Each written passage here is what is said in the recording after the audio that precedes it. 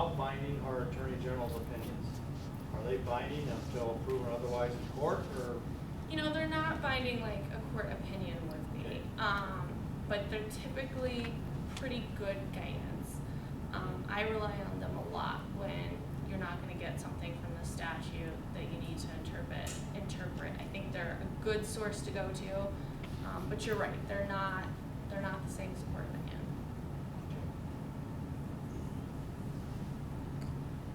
Any other thoughts on the magazine? So how valuable is your opinion as a county attorney and attorney executive? Well, I would definitely say you probably rank them in order, and I'm going to feel bad for putting myself lowest, but in terms of what a legal opinion can do for you, you know, your county attorney's legal opinion or an AG's legal opinion in terms of open meetings, open records, if you have something in writing from them, that can prove as a defense. So if the AG's office says, and now the Public Information Board too, those three, if you have a written opinion from any of those three, and they say, no, you don't have to hold this as an open meeting, then you could use that as a defense if later on somebody says you should have held that as an open meeting or something like that.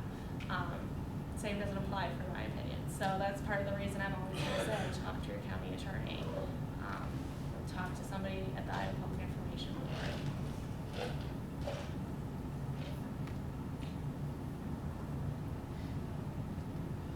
And to go back, talk about the trying to make reservations for ISAC conventions. Or it's much more difficult than it is. Yeah, we actually just talked at our board meeting in Lamar's. The hotel room issue, I think folks are really struggling with. It's getting harder and harder to get hotel rooms. And Stacy, our events planner, is working and struggling with hotels to give them more room blocks. But I appreciate the feedback. It's certainly something we're aware of. And Honestly, it's a big waste of time. We used to have one person in my office make reservations for everyone who was going, hotel and who was going. And now you're supposed to do that individually. You can't get it done. Okay, that's Huge good. amount of time that goes involved. Yeah. Okay. You need to have that blasted number before you can make a reservation. Yes. You have to have your registration number for the meeting. So if you've got multiple people going, it's hard to just give your secretary the information and because you're allowed one reservation per person per registration to ISAC. You know why you do it, but it wasn't possible. Right. Something you might not have any control over, but the room rates for that size of group that comes down here, I can make my own reservation at a government rate at almost a third less, if not half less, of what the ISAC rates are. And I can't believe they can't give you better rates. Yeah. That's another one that we hear a lot. Yeah, I've quit making reservations for ISAC through you guys because of that. And it's a bit of a double-edged sword for us because what happens is we're hearing that we need more hotel rooms, but if we block more hotel rooms and then don't fill them, then we actually wind up having to pay attrition for that. So we have to pay for a certain percentage of those rooms if we don't fill them. So we're trying to strike a balance, but I know that we haven't done that yet. Maybe you guys should just step out of it. And we do the housing bureau, so a lot of it actually comes through, but that's where a lot of the changes that you're talking about, where it has to be in the registrations, through the Des Moines Chamber, we do housing bureau, and so the registrations actually go through them, which provides some advantages, but then there's also some disadvantages, because if you call Stacy, it's sometimes hard for her to access that information, because it's not coming directly through us anymore.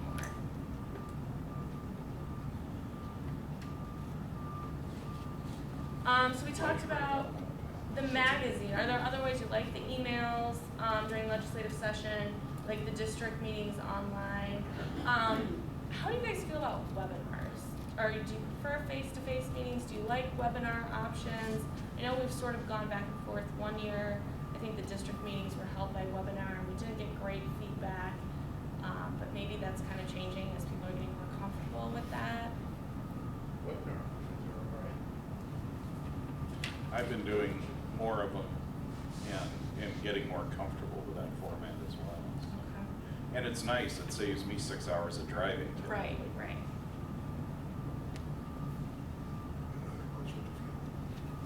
That too, yeah.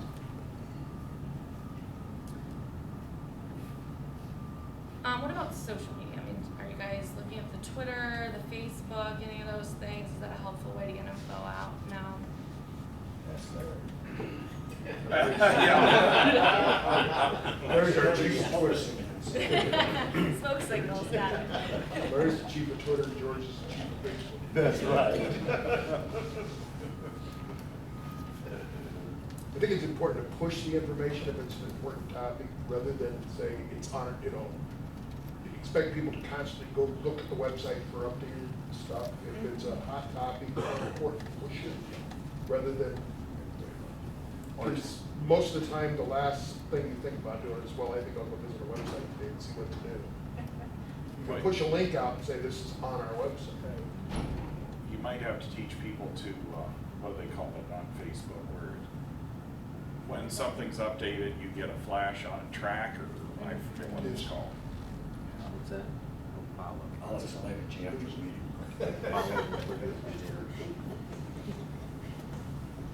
One other thing with the legislative emails that we did this year that we're trying to get some feedback on, I don't know if anybody used or saw that you could actually click and send feedback to us on a certain bill from the emails. Did that work well for people? Were there flukes in that? I usually work through my affiliate rather than going to ISAC. And like, you know, I know Linda, if something's up, I'll send her an email, but I never use the other. I stay I'm on the county engineers legislative group, so I'm fairly active during the session. I didn't find it real helpful. Another kind of communications question. Do we ask you too many questions? Just we try to limit in the amount of survey questions we send out if we're trying to collect data on a certain bill. You know, so we had questions I know this year about mental health costs, property tax, dollars and breakdowns. Or would you like that more? Do you feel like we're not asking enough information from you to use at the legislative level? I never mind that.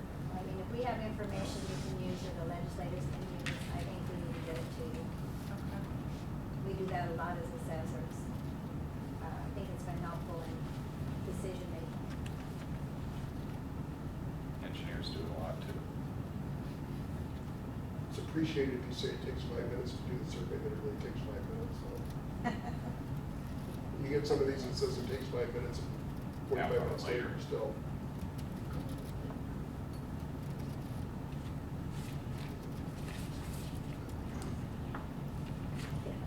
Okay.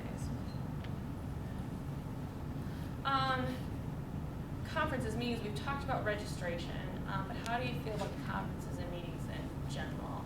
Are there things you like, things you don't like? Do you want to see more conferences, less conferences, different topics than what we're providing right now?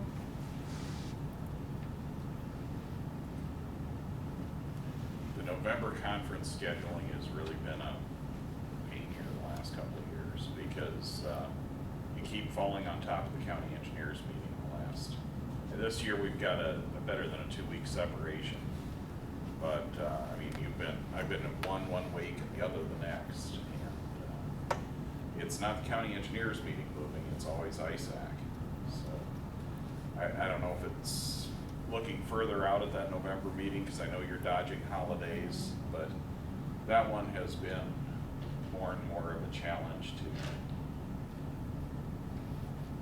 Yeah, and you've seen a lot of shifting in the last couple of years since we moved from Coralville back to Des Moines, and so it took some efforts for us to sort of become the priority again for a certain week in November with the Des Moines Conference Center. So I think that should regulate itself in the next few years, but I know since I started we've fluctuated a lot. Back in the 90s, you started shifting the meetings around the state. That was a pain. I mean, I would rather go to the same place all the time as to have to go all the way to Davenport. And I think you'll find fall school, I think we've got contracts to stay in Des Moines now through 2020. There is 1 year, I think, that we may have to move back to Coralville just because there was a conflict with other, way the holiday fell and other conferences that were already booked out. So we are trying to book it out, and so I mean, I think you'll see it stay in Des Moines for the most part. central part of the state's a little better if you can. And there's Ames as an alternative. Yeah, Coralville is probably a bit of a drive for you guys. Well, yeah. Especially since 20's dead. But, you know, there was one year, I think it was 94 or 95, it was in Sioux City, which was great for Woodbury County, but I was in Cedar County at the time. It wasn't so much fun.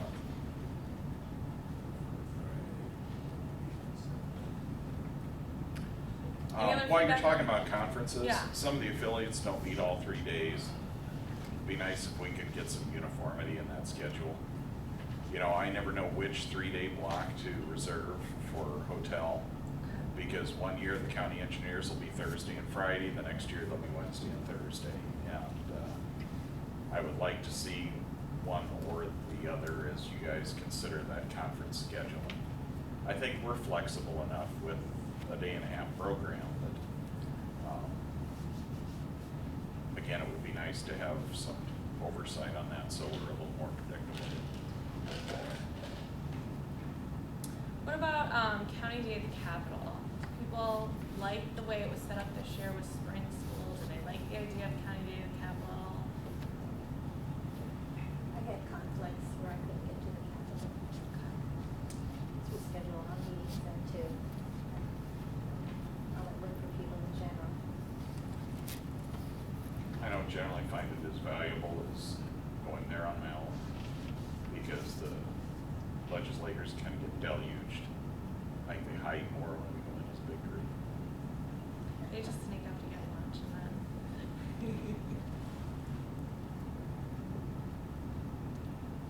Any other thoughts about conferences?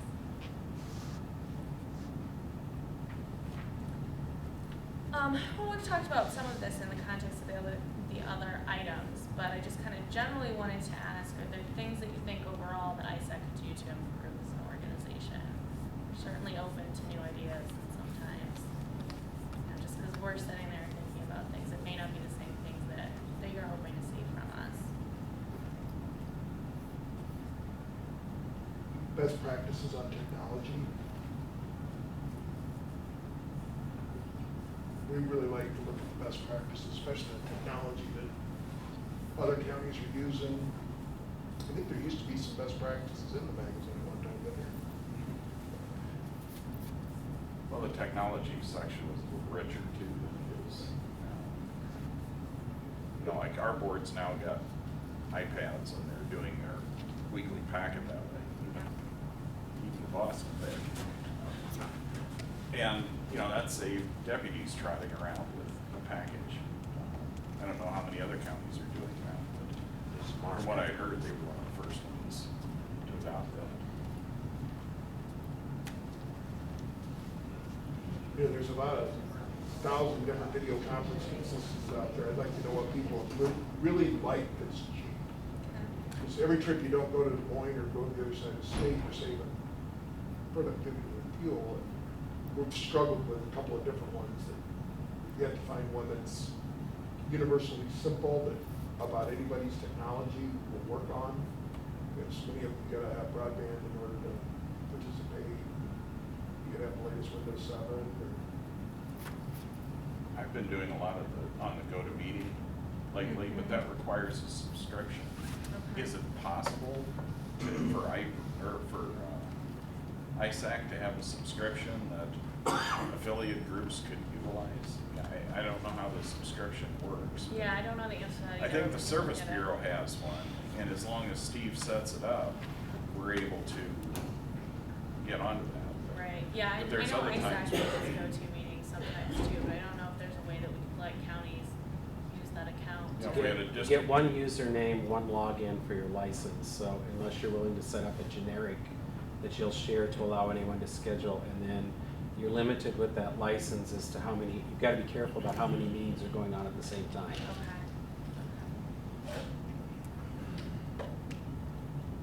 We've been using Adobe Connect, we're pretty satisfied with that. It's a lot of work. Is that a free one on Google Plus or something? No, but I can do online training with it, host meetings, I can have 100 people on at a time, and it's the same price for the whole year. And it's unlimited the number of conferences. I don't need a phone bridge. Go to meetings, you still have to have a phone bridge. No, you can't No. do it via voice over IP now, so. Go to as a 30-day free license too. Try it.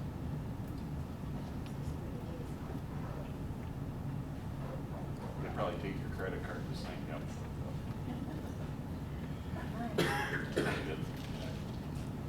Does ISAC have a format where people could actually make suggestions Sure. about topics, like during the video conferencing? Kind of give your writers a clue of what's of interest?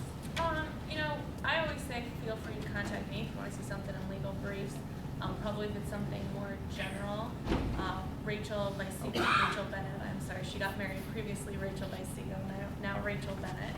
Our communications director would be the person to contact for that. So we don't have a formal process, but that might be an idea, maybe something we could set up on the website, just kind of a suggestions box. Because I know that the other place that a lot of times that we get ideas for our educational seminars for our next conference is from the evaluations for the last conference. We'll compile a list of what everybody suggested and then look at that. So that's a lot of times how we get our ideas for speakers. But it might be a good idea to just have a general one, so if you think of something on a Tuesday, you can pop on our website and let us know. So I'll make note of that.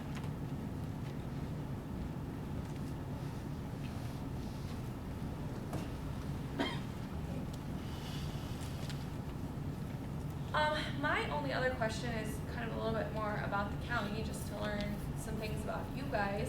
So if you have anything that you'd like to share, either successes or challenges that you're facing, we're kind of trying to get a pool of those ideas, things that are going on in the counties, so that after our visits we can take a look back at what counties are dealing with right now and maybe come up with ways that we can help facilitate either solutions, or if somebody's already got a solution, how can we help other counties use that solution or come up with a similar idea.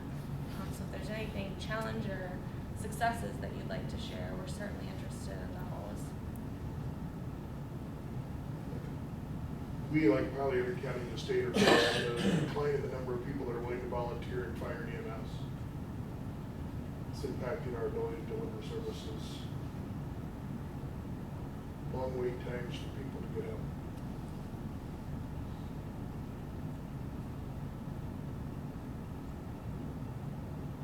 The alternative is paid staff, and it's going to be expensive. The statutory ag exemption impacts a lot of our departments negatively. The recent Supreme Court case, Iowa Supreme Court case, appears to open maybe a little window on a certain set of facts to at least allow us to apply zoning to homesteads, occupied structures that were formerly ag exempt. Do you have does ISAC have a position? Where's the Farm Bureau at? Well, I know that this is an issue that's come up in our LBC meeting this year. I don't know how the final language will work out in our book on it, but there will be some sort of objective talking about two things: zoning as far as homesteads for farms, and then also the engineers have a proposal related to setbacks, and those rules applying in agricultural settings. We've tried so many times. Yeah, we're just gonna keep trying. So yes, that's an ongoing one, but certainly I can put that down. Yes. This gets in regards to public records a little bit. I work for the board. There's times I send memos to the board that I only want the board to see. We were at ISAC district meeting over Storm Lake, and we were told, I believe, by Linda, that a memo, interoffice memo, is not a public record until it goes to the board for official action. So if I write a memo to all 5 of my board members, even if the public wants to see it, we can keep it confidential. Well, I guess I would qualify that in, but you're kind of talking about two things. The meetings issue comes down if you're communicating between all 5 of your supervisors, but then the records issue. So open records, it's still a record that could be requested unless there's a specific exemption that would apply. And again, your county attorney can jump in if he wants to correct me at all on this. But our take on it is, so it's generally an open record unless an exemption applies. So you'd have to look at the facts, I think, specifically related to the memo topic. So if I'm trying to think of a common confidential exemption, but if it's it's on a topic that's specifically confidential, then certainly it would be a confidential record. I also often get the question about discussing issues or preliminarily looking at things before a meeting, and whether or not those discussions themselves are a meeting. And there, I think you've got to look at the definition of meeting, which talks about either acting or deliberating on anything within your policy-making realm. And so that deliberation is where the real question's gonna come down. Are you deliberating on the issue? I get this question a lot in terms of a lot of counties will do board retreats and strategic planning. And so maybe it's not anything related to policy matters, but it can pretty easily go into that realm. And so it's you have to be really cautious, and it can be really fact specific, and it could change during the terms of meeting. Maybe you don't think you're gonna talk about anything that falls into policy realm, but then somehow you stumble into a conversation on budgeting, and then you've gotta be really careful in those situations. That's if you got a majority there. Right. Or if you're one-on-one. Well, if you're one-on-one, you've gotta have a quorum to have I mean, discuss things one-on-one. You talk to one, I end up talking to all five individually. Well, and that's also That's a tough not a one. meeting. There are some AG opinions out there, and I forget what the term they call it, but basically a traveling meeting. And so you don't want to try to avoid the idea of having a meeting by doing just that. Well, I'm going to talk to him, and then he's going to talk to you, and then he's going to talk to you. And we weren't all ever in the same room at the same time, but we all talked about it. There's not a lot out there as far as the statute specifically talking about that, but I think I'm fairly confident. I mentioned earlier the Iowa Public Information Board started in July. I'm fairly confident that that's an issue that they're going to be looking at some point. So I think we're going to get more specific direction on that, and I doubt that that's an idea that they're going to be very happy about. Do you have any idea how board of supervisors are supposed to share, information before you put it on the agenda for discussion and decision? I think it's going to be fact specific. It's going to depend upon what you're discussing, whether or not it rises to the level of deliberation.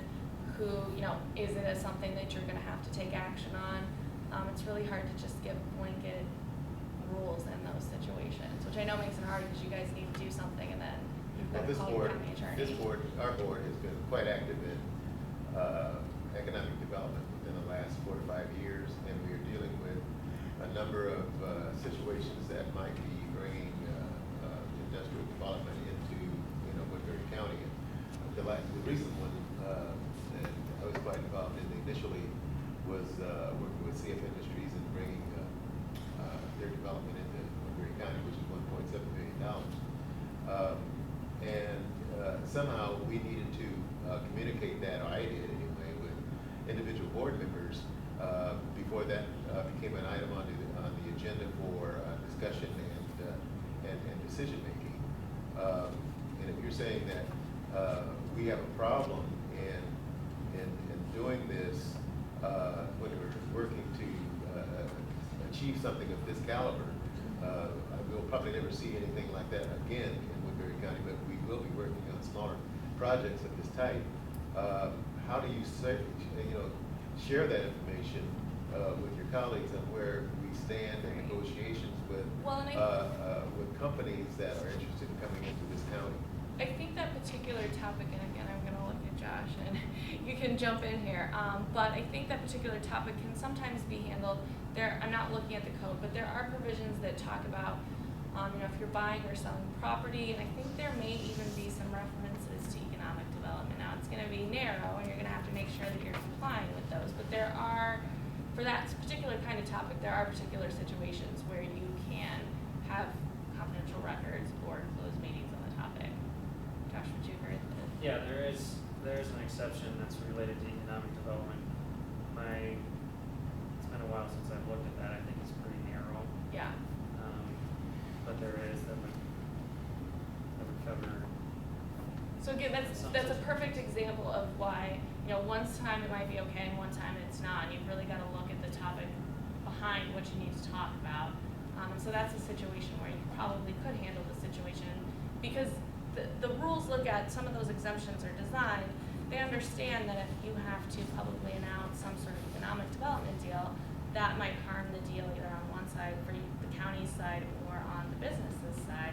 And everybody wants to encourage economic development. So that's what those sorts of things are aimed at, to allow that process to get to where you're ready to announce it, and then it becomes a public situation.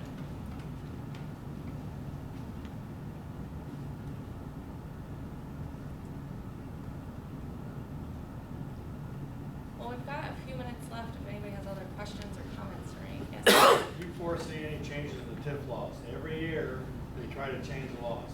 Is there anything on the horizon that we should be aware of? Not that I've heard, but you're right, it comes up every year. Morrowville, So I wouldn't be Iowa City surprised. ruined it all. Yep, I wouldn't be surprised if it comes up again, but I haven't heard anything specific yet.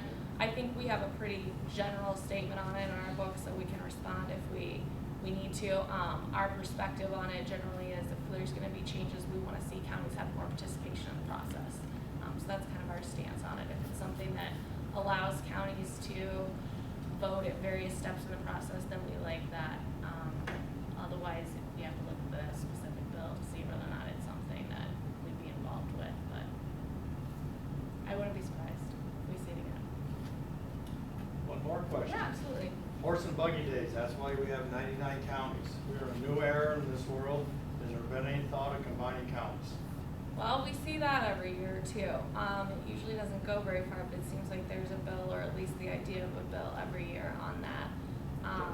Because you get those southern counties, and they don't have enough, I don't know how they support a county government down in southern Iowa. You look at their tax base, and Sloan or Sergeant Bluff's got a bigger tax base than the whole county in those southern counties. How do they survive?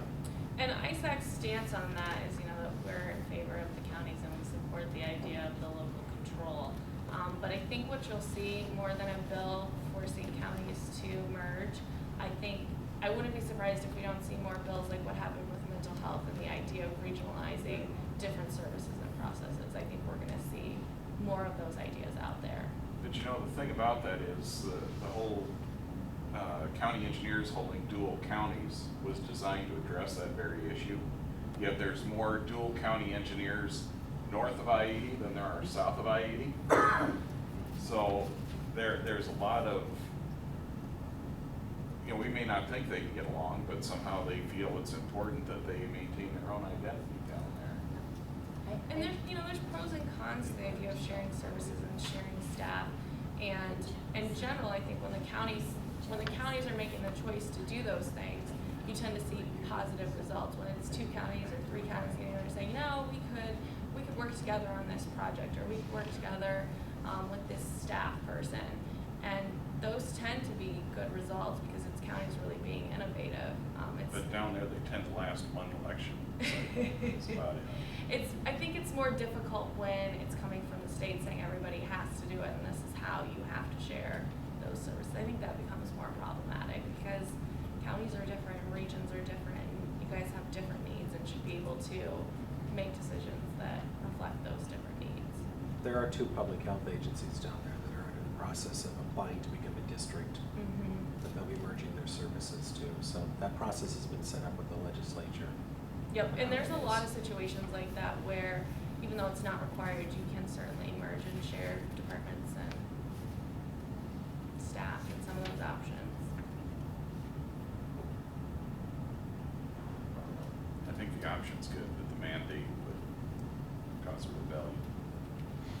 Yes, that's kind of the experience because, like I said, people have different needs and counties have different needs, and it's hard, I think, sometimes to make a rule for the entire state on how those things work. You lose some of the local control that way, where if everybody's looking at it and saying, let's do this, you can still maintain some of that local control, but get some efficiencies maybe.